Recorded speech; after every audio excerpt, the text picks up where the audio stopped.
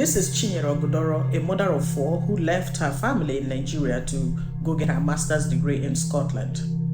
This is her husband, 54-year-old Benjamin Ogudoro, an accountant living in Lagos State with their 4 kids. While in Scotland, Chinyere got a phone call that her husband was planning to sell their house, and she wasn't told the house belonged to her. So frantically, she packed her bags and then got on the plane to Nigeria.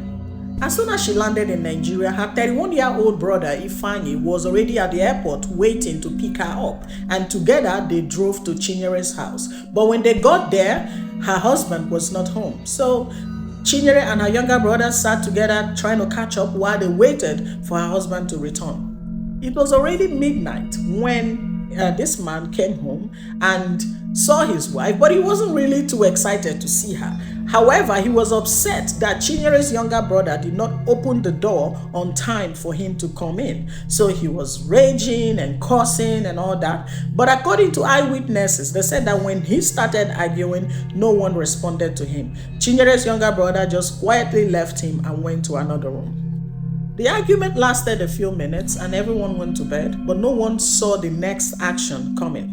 So while Benjamin's wife and his brother-in-law were fast asleep, Benjamin woke up, grabbed the gasoline and poured it on them while they were sleeping, poured it around the house, lit a match, locked the door, and then went out and started screaming for help.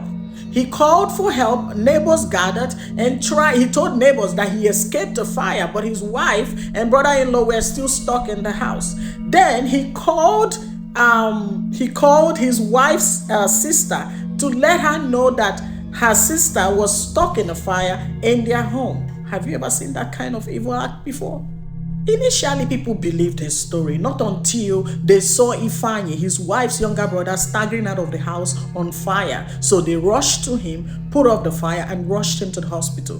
While there, with his last breath, he narrated what truly happened, and that was how the police got involved.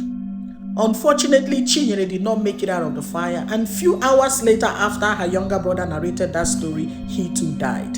Now, this is Chinyere's husband in police custody. He denied doing it. He said the devil made him do it. He said he did not have any problems with his wife, that the agreement to sell the house was reached by both of them, and that there was no reason he could have done something like that.